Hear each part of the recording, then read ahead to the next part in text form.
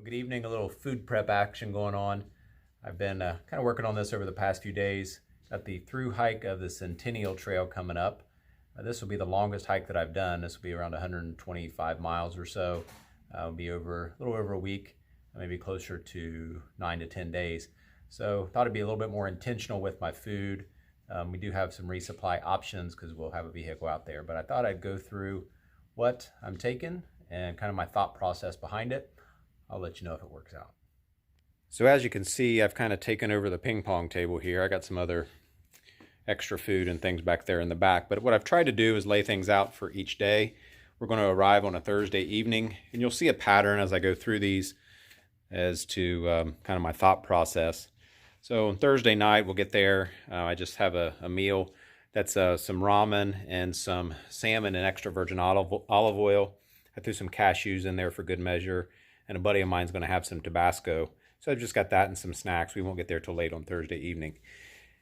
And then basically what I've done is each day I've kind of alternated back and forth. So for example, in this here, and I've repackaged these in Ziploc bags, but here is a Kodiak Cakes Power Oatmeal, and then I've got a waffle in there, and then I've got my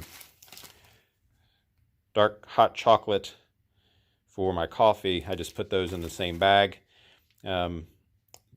For later that morning, RX bar.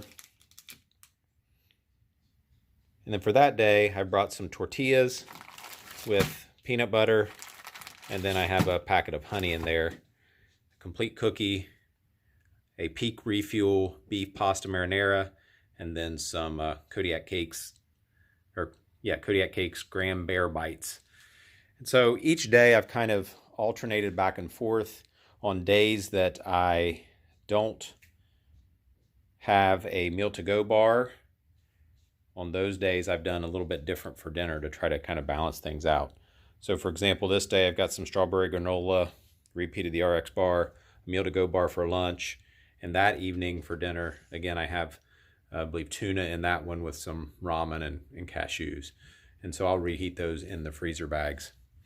And basically what I've done is I've gone through each day and done something very similar, kind of alternating back and forth, trying some other bars.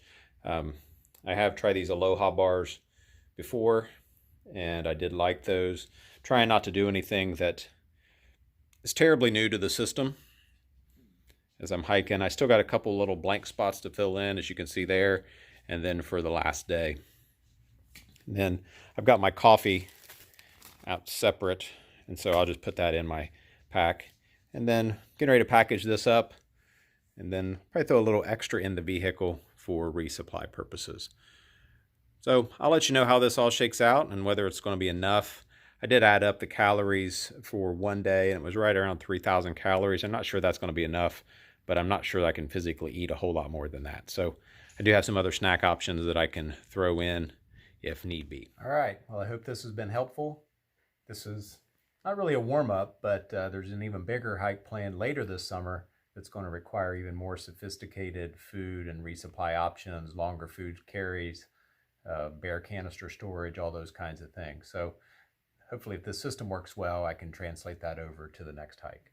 So be sure and follow along on the adventure on the Centennial Trail and for that bigger hike that we have coming up later this summer and everything in between.